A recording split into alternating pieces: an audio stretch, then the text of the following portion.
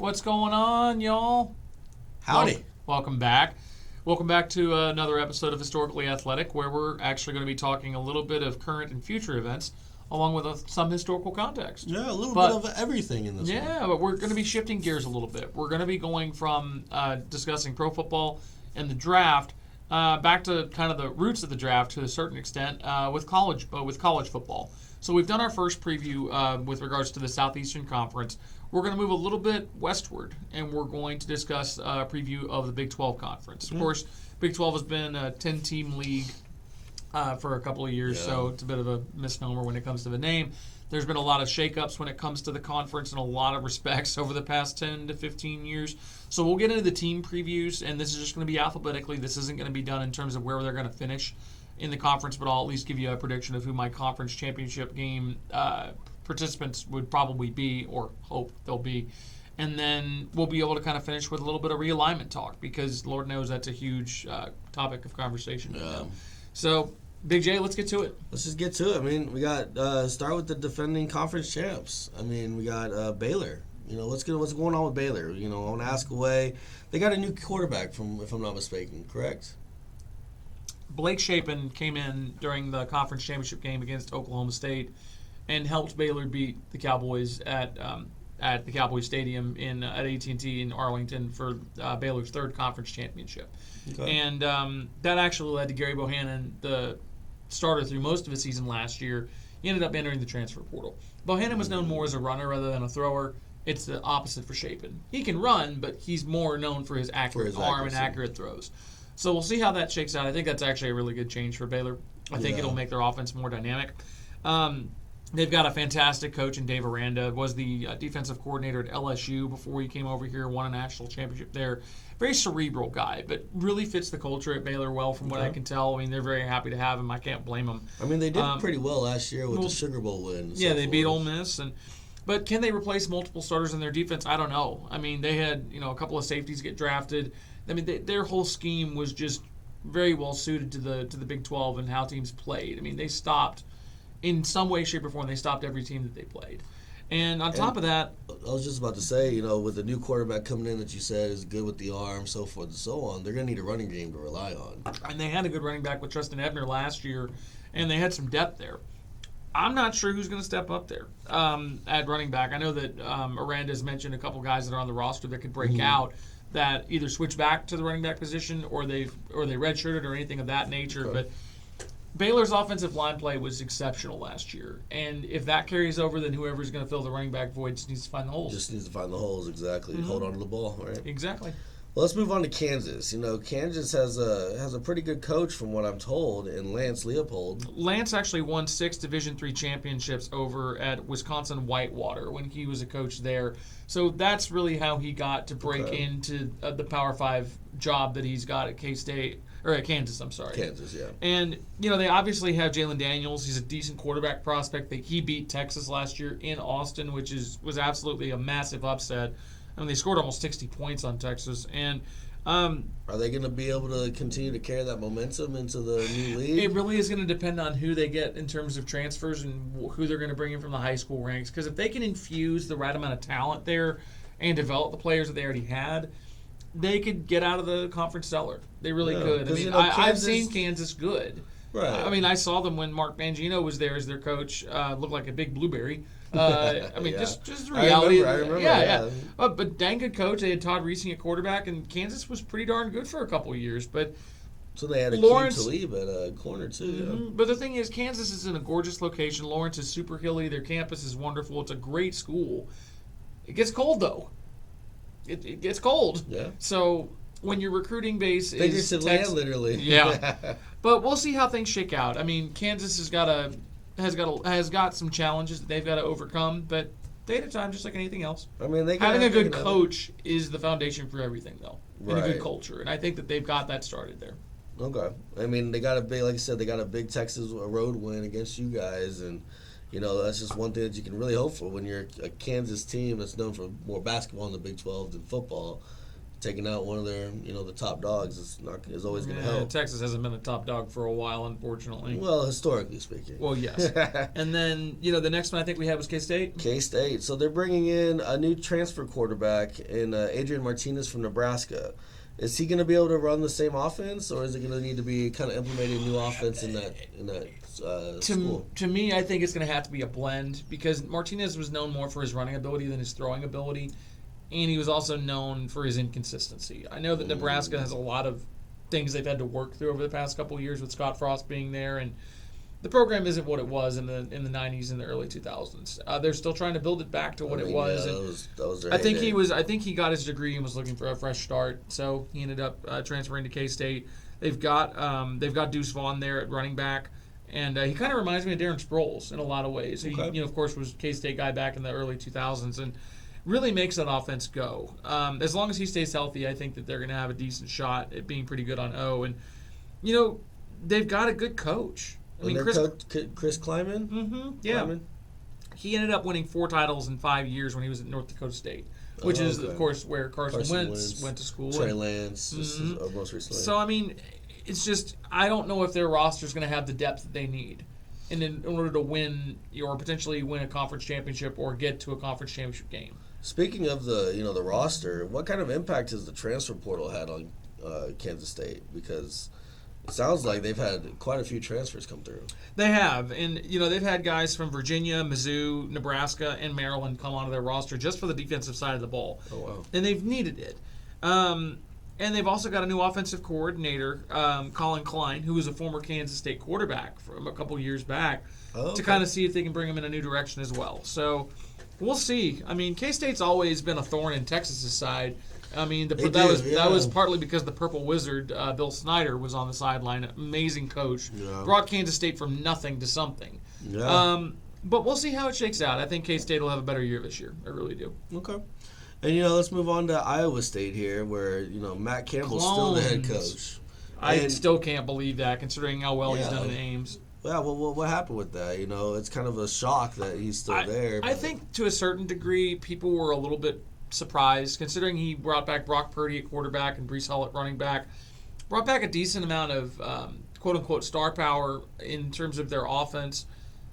They didn't quite live up to expectations last year. They lost more games than people expected them to. It just didn't, because they were trending upwards a little bit. A couple of years ago and so forth. It just didn't quite work out the way that Campbell expected it to. And obviously Purdy and Breece Hall both got drafted by NFL teams. So who do you have to fill in that gap? I mean, Hunter Deckers is supposed to be there at quarterback, and Jarrell Brock is supposed to be there at running back. You don't know what's going to happen until these players get to play under the lights. Right. And then I think the defense is going to potentially take a step back because of just the losses that they've incurred. I mean, they've lost a lot of experience over the last 2 years from a defense in that 3-3-5, alignment that they use that's been very successful. Very different lineups. Too. But he's resourceful. He is nothing but resourceful as a coach. So we'll see how things shake. Yeah, and I mean, he still got the job for a reason. He must be doing something right. We just haven't really been seeing the results too much. Well, at least not from the past season. But I mean, they've still performed miracles considering where the school is located in Iowa State's dearth of history when it comes to success. And I don't mean that badly. That's just it's just what it is. It's just the facts. Yeah. And then speaking of people still being somewhere, we got Mike Gundy still in Stillwater. Still rocking that mullet. Still rocking that mullet. They got a good receiver, if I'm not mistaken, correct? Yeah, I mean, well, they need to have Brennan Presley step up with Blaine Green there at wideout. They've lost some talent to a certain extent at that position. Jalen Warren's no longer there at running back, so they're going to need some folks to step up there for their offense. But the biggest thing with Oklahoma State is their defense last year was absolutely outstanding. And their defensive coordinator, Jim Knowles, he actually left to go coordinate the defense at Ohio State, which was a massive pickup for the Buckeyes in my estimation. So with that being said, with how their defense, how they fared this throughout the draft and everything, they lose a lot of players on defense? Well, Malcolm Rodriguez was the biggest one that they lost. I mean, but the defense had lost 6 out of their top 8 tacklers. But to counteract all this, Derek Mason, who's been known to be a defensive coordinator and a defensive coach his whole career, really an SEC guy in a lot of ways. That was a steal of a hire for them to get Derek Mason to come to Stillwater, Oklahoma. I think he's going to do a great job. Okay. So we'll see. They just need to implement the system and make sure they're running Just it kind of properly. get in there, get the right For sure. prospects in and so forth. For sure. And then let's talk, another big dog of the Big 12 that's been there for quite some time is Oklahoma. It's 8:41. I know you. Oh, right. I have to be impartial. I have to be impartial in this. Sorry. I know you still. Yeah. Anyway, Oklahoma has, of course, it's been a sea of change out there, and that's not what they're used to, especially when it comes to coaches. Obviously, they had a little lull in between Barry Switzer being there and Bob Stoops. But you're telling me Lincoln Riley's not there anymore. No, he's in La La Land. He's in La La Land. He's a USC. So Yeah. I was surprised. I was really surprised that Lincoln Riley left for USC. I don't think he was USC. Truthfully, I don't think he was excited to go to the SEC. I think he enjoyed dominating the Big 12. Yeah. And not that you can blame the guy. It's just Oklahoma and, well, we can discuss that in a little bit. Yeah. But even still, out with Lincoln Riley and with Brent Venables. So Brent was the defensive coordinator at Clemson when him and Dabo Swinney kind of started to chart the Tigers' rise and to being a power over the last 10 years. Of course, they won a couple national championships with Lawrence at quarterback and Deshaun Watson at quarterback. But the foundation of those teams were built on the fact that they had skill all over the place, but they also had good offensive and defensive lines. And I mean, Venables has had multiple defensive linemen drafted out of Clemson for years. Yeah. And that's one of his calling cards. And I think that's where Oklahoma's going to see a lot of the improvement. And Oklahoma's been known for defense their entire program's history, except for the Lincoln Riley years. I was going to They say, have not had a great recently, defense. They have not had a great defense since Lincoln Riley took over. Even in Bob Stoops' last couple of years, it was not up to snuff. No. So I think that Venables is going to do a great job of bringing their defense back to the OU standard. It might take a couple years to really get everything implemented the way he wants, but I think he'll do a decent job. I think Caleb Williams, of course, their stud quarterback that took over for Spencer Rattler last year and really had a star turn. The portals really affected them at quarterback. Oh, my gosh, yeah. So, I mean, you had Rattler transfer to South Carolina. You had Williams transfer over to USC to team up with Riley again. Yeah. And then you have Dylan Gabriel, who was a stud at UCF. He's coming in, and I think he's going to be the Big 12 newcomer of the year. I can really see it, yeah. But he needs to stay healthy.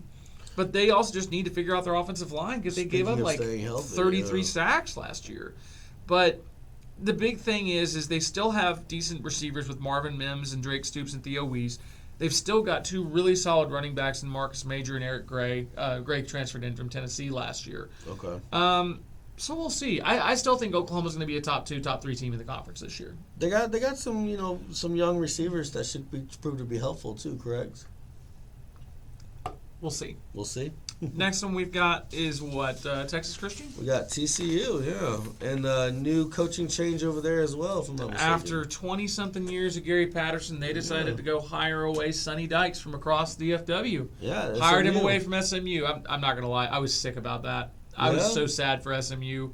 I mean, how do you go from one rival to another? That just doesn't seem right. But he's going from an AAC team to a Power 5 team. To a Power 5 team, I get it to a certain extent, but who the heck's going to start at quarterback? I mean, Max Duggan's done a decent job there, but Chandler Morris did really well in relief last year too. Yeah. I don't know. New coach comes, maybe new quarterback as well. We'll just have to see. But I mean, you've got Joseph Gillespie from Tulsa coming in as the new defensive coordinator. TCU was known for having really good defense when Gary Patterson was there. Yeah. So I don't know what's going to happen there, but they signed 9 transfers. Jeez. I mean, I think this is going to be a little bit of a feel-it-out year for the Frogs. Yeah. Middle of the pack. It sounds like there's quite a few because, there's some coaching changes, there's a lot of quarterback changes through the portal.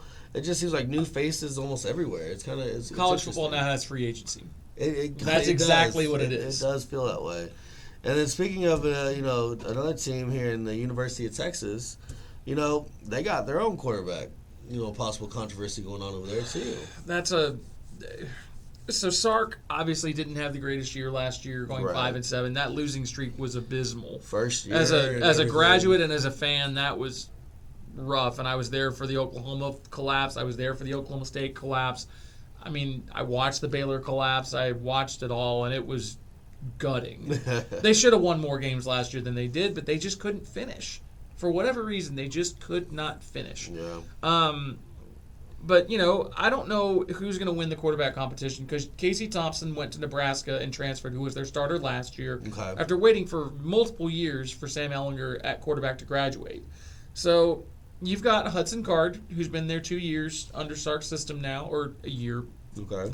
And you've got the number one prospect that in the transfer portal at quarterback that comes in Quinn Ewers, who is one of the few quarterbacks to receive a 1,000 rating in the 247 recruiting composite scores. Is that the same Quinn Ewers from South Lake Carroll? Yes. That went to the mullet. Oklahoma. He went to Ohio State. He realized he wanted to come back home. He went to Ohio State partially because of NIL. Yep. Yeah, he was one of the very first NIL deal and everything. He was the kind of the poster child for that, and his mullet and everything else. But I think the kid just wanted to come home. He grew up a Texas fan. He wanted to play for Texas that could work out pretty well for you guys, but it's also been about a year and a half since he's played football too. So yeah, I don't really know what to think of it in terms of this quarterback competition because I think Ewers has more natural talent, but I think after Hudson kind of got beat up a little bit last year and got the game reps and got some experience, took his lumps, for lack of a better word, I think he's going to really give this a really good push. Run. Oh my gosh! He's also in the system for the first year, and then now going into his second year. That mental ability does pull some weight too. So. But at the same time, Ewers was at a program like Ohio State where Ryan Day is amazing with his quarterbacks, and Sark is known as someone that's really good with quarterbacks too. So who knows how it's going to translate? I really don't know what to expect. But what is Ewers or Card's passing game going to look like? Well, that's going to be a combination of things. Texas has not been known for their offensive line recently. You've had Connor Williams drafted, and the Cowboys have kind of regretted that. They kind of let him go. And then Sam Cosmi got drafted as a left tackle, and he kind of struggled in the league to a certain extent. Yeah. But they're probably going to have a few freshman starters in Devin Campbell and Kelvin Banks. That's the offensive line, correct? Yeah, I'd bet on that. And truth be told, I think Cole Hudson, Jake Majors, and Junior Aguilar on the offensive line, they're going to really need to lead, especially considering this is their second year in Sark's system after being under Tom Herman's tutelage for a couple of years. I think this could be a nice breakout season for them if they can get that offensive line upgraded in terms of the talent level and in terms of the ability to run the football. Okay. Because you've got Bijan Robinson coming back, who's probably the best running back in the country talent-wise. Yeah. You've got Roshan Johnson, and you've got Jonathan Brooks and Jadon Blue behind him. That running back room is absurdly stacked. But then with the passing game, you were asking about that specifically. Xavier Worthy's really the only proven guy, and he was a true freshman last year, and he blew up.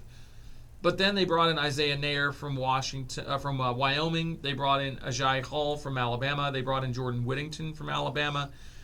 And they brought in Jaleel Billingsley from Bama too. And then Jatavian Sanders was a 5-star that they signed last year that is from Denton Ryan, and he's been getting some looks at tight end. So I think that it could be interesting, and they're pursuing the Biletnikoff winner from last year, Jordan Addison from Pitt.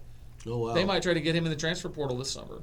That'd be interesting. It's between them and USC and Bama. We'll see what happens. Okay. But then, I'm just going to say it. I don't think any of this offensive firepower is going to mean jack if the defense can't stop somebody. And there are two things in particular that helped on that end. The D-line is deep. The D-line is deep with Keandre Coburn, Moro Ojimo, and Alfred Collins. Okay. And then the linebacking core is thin. There's no other way to say it. It's thin. But the secondary should be better with Jonathan Brooks coming in as a recruit from Little Elm. Ryan Watts transferred in from Ohio State. And then you've still got Anthony Cook and Deshaun Jameson. And it's just, I think the influence of Gary Patterson coming in as a special assistant and kind of trying. Big. I think it's going to be big. Yeah. And Pete Kwiatkowski, the defensive coordinator, he runs a similar scheme to what Patterson ran all those years at TCU. Okay. I think having another set of eyes on that team and kind of helping them figure things out, I think it's going to help. I think the culture is better based on the things I've been reading. I realize I've been talking more about Texas than I have on the team. Yeah, let's move on. My bias is showing. I'm not denying that. But your knowledge of Texas is showing as well. So it is. Let's go to another Texas school here in Texas Tech. They got a new coach coming in from Baylor. So Joey McGuire was actually a coach at Cedar Hill in the high school ranks for years. Outstanding coach, had a great job there down here in Southwest Dallas, and then he did a great job at Baylor with their recruiting operation, and just has a really good relationship with high school coaches. Speaking of recruiting, How is their recruiting going? Because if I'm not mistaken, Tech already has 20 recruits committed in the 2023 class and has the number 2 class in the country. Out to freaking West Texas, out in the freaking desert. It's amazing. You want to know what these coaches tell these kids in these private conversations and get to confirm to come over here. You're gonna play. You're gonna play. Yeah. You're gonna play. We have pretty women on campus. Classes are easy. I don't know. I truly don't know. Classes are easy. But I don't know. I don't know who's going to be. I mean, that's for any school, not just Tech. But I mean, who's going to be their quarterback? Tyler Schuff, or is it going to be a Smith kid? I really don't know. But their offensive coordinator that's coming in is named Zach Kitley. He's coming in from Western Kentucky, and they run an air raid concept very similar to what Mike Leach ran at Tech in their heyday. I think that's going to go very, very well for them. Yeah. I think they're going to be the surprise team. I think they're going to win 8 games next year. Yeah, I think McGuire's first season is going to be outstanding. I like it. I would like. I don't like to admit that thing. It's Texas. I mean, yeah, I just like to see things get shaken up a little bit, and then to round out the Big 12 here, we only have 10 teams now, but we got West Virginia, and Neil Brown is back in Morgantown. He is, and he's building a solid culture, but I think West Virginia fans really are expecting him to kind of be improve-it mode at this point. Okay. And Graham Harrell came over from USC to be the offensive coordinator, and of course he was the stud quarterback at Tech back in the late 2000s under Leach. I remember. Yeah, that got Harrell to Crabtree. I was there for that. Yeah. That was awful. Yeah, I remember that. But who's going to be their quarterback to be the trigger man of that offense? Is it going to be Garrett Green? Is it going to be Will Crowder? Or is it going to be Nico Marichal? I don't know. I don't know what's going to happen in that quarterback battle. But they're young. They got a red shirt and a true freshman. Exactly. But you have to figure out who's going to be at running back too, because Letty Brown was a solid running back. Is it going to be Tony Mathis? Is it going to be Clemson transfer Lynn J. Dixon? I genuinely am not sure. Their defense lost a lot of production from the last couple of years. West Virginia's an enigma. Yeah, they really are. But I mean, Morgantown's gorgeous. It's up there in the mountains, but they're so far out there compared to the rest of the conference. It still boggles my mind that they're not in the ACC. Speaking of realignment, or where these teams should be or where they shouldn't be, but I mean, there's some realignment coming for the Big 12. You've already heard it. It's not a realignment. It's an earthquake. It's like an eruption. Yeah, I mean, we're losing. Texas and OU to the SEC in 3 years? I don't know if it's going to happen sooner than later. I actually don't think Texas and Oklahoma are going to pay the exit fees. I think they're going to they're going to wait this out. I think they're going to deal with being in the conference for another 3 years. I don't see the schools throwing away this kind of money after the pandemic that they just had to go through when it came to all the ticket sales they lost and everything else in between. You just can't throw that kind of funny money around anymore, even with really well-off athletic departments. Just the uncertainty of everything. Mm-hmm. But I think that it'll happen in 2025. But the Big 12 has accepted BYU, UCF, Cincinnati, and Houston to bring the conference back to 12 members. I think it'll be a 14 Which will be good. It'll be fantastic. Yeah, you call it the Big 12. There's only 10 teams in it. But I do think it's going to be a 14-team league for a couple of years. I really think Texas and Oklahoma are going to play some of these teams. So when are BYU, UCF, Cincinnati, and Houston expected to come in? I think it's like either 2024, 2025, something like that. So there will be that overlap. It would not surprise me, but we'll see. We'll see. I don't have my ear on the inner workings of collegiate athletics as much as I wish I did. But right. We'll see how things shake out. But I mean, the SEC is going to become a 16-team league when that happens. Yeah. And I mean, let's talk a little bit of the history, of these realignments, because realignment is not the first time that this has happened. This isn't new. It's been going on for a while. So we go back all the way to 1907, which was the first year of the original Big 8, called the Missouri Valley Conference at that time, and it was the original members were Nebraska, Iowa, Kansas, Missouri, and then Washington out of Missouri. So you had those first few years where it was just, the first, 6 teams? Mm-hmm. And then it became the Big 6, the Big 7, the Big 8, and then more what we all know it as is the Southwestern Conference in 1915. And that was with the original members of Arkansas, Baylor, Oklahoma State, Rice, Texas, and Texas A&M. That's really where you see the foundation of the Big 12 as we knew it now. To a certain extent, but keep in mind that eventually the Big 8 included Oklahoma State, and then, of course, the other schools like Kansas State, Iowa State, all that. That's where all that foundation came from Okay. in the context of like all these conferences merging and moving around. And then the Big 12 was really actually created out of a compromise because the SWC, unfortunately, by the time Arkansas left for the SEC in 1992 and SMU had been put on probation because of the death penalty, the league just financially it was not going to be viable. It was falling apart at the seams. So schools like Rice, Houston, TCU, and who am I forgetting? There's one more school that got left out of the Big 12. Rice, TCU, Houston, and there was one more. Arkansas? No. Arkansas went to the SEC, That's so that right. wasn't going to be applicable. SMU. Because Those were the four schools that got left out of the Big 12 because Baylor, Texas Tech, Texas, and Texas A&M joined the Big 8 to create the Big 12, in 1996. Okay. Yeah, and that's exactly what you're just talking about. You know, you got Baylor, Colorado, Iowa State, Kansas State, Missouri, Nebraska, Oklahoma State, Texas A&M, and Texas Tech. And that conference took a backseat to nobody. For like 15 we were in years. school and we were growing up, and I was, Big It was a 12 fantastic was football great conference. But Very then good. when Nebraska left for the Big 10 and Colorado left for the Pac-10, And that was just recently in 2010.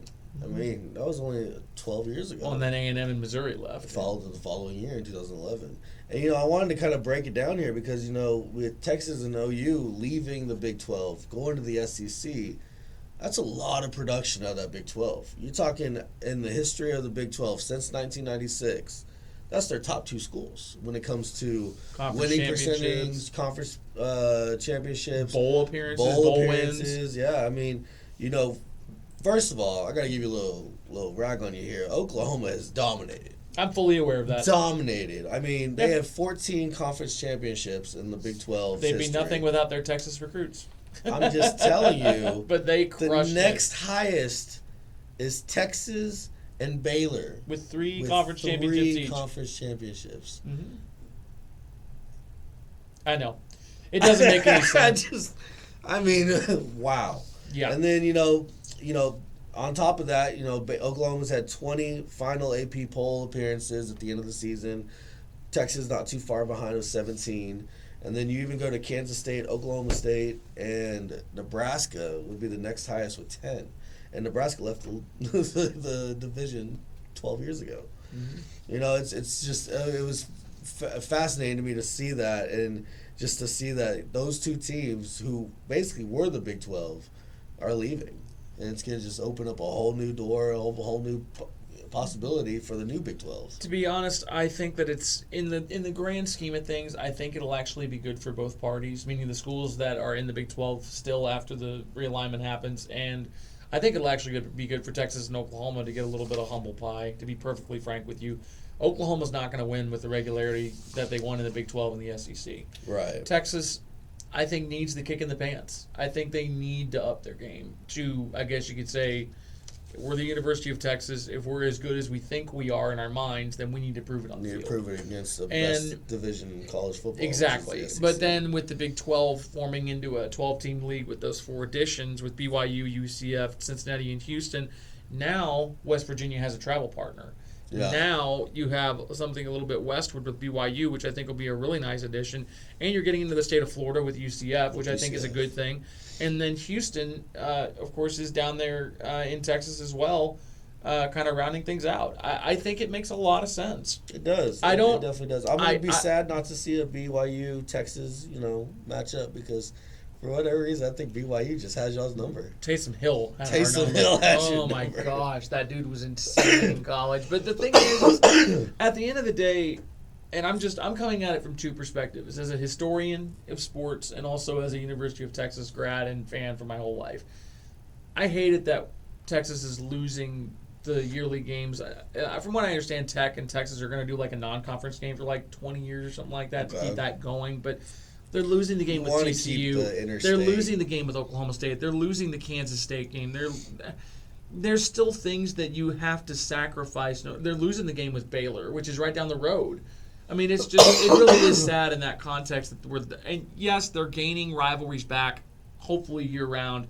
with Arkansas and Texas A&M, and potentially creating new rivalries with LSU. A&M doesn't sound like they want that rivalry reignited. You know what? At the end of the day, because that is the state of football in the state of Texas at the collegiate level is better when Texas and Texas A&M play every year. I would agree. Even if A&M wins 7 out of the next 10 or Texas wins 8 out of the next 20, it doesn't matter to me as long as that game is played on Thanksgiving when it's supposed to be played. That is a family affair. Yeah. Oklahoma's a blood rivalry. That's a state That's war. A state war. Texas and Texas A&M is a family affair. It is. I mean, I miss it. Like you said, I completely agree. I feel like hopefully Texas Tech and TCU may even jump in there and join that route where they play Texas every year. Because if you're a Texas school, I feel like you guys they should play each other. You know, it's just natural. That's why I loved the Southwest Conference. Yeah. It was, a bunch of Texas schools in Arkansas. Yep. And I feel bad for Arkansas because they felt like an outsider for all those years, apparently. But, I mean, Arkansas considers us their number one rival still at Texas. Oh, wow. Oh, yeah. That does not just go away. No. And the same thing with Texas and Texas A&M. That doesn't just go away. You see it on message boards all the time. Yeah. I understand. The Texas A&M rivalry, it goes way beyond back. me.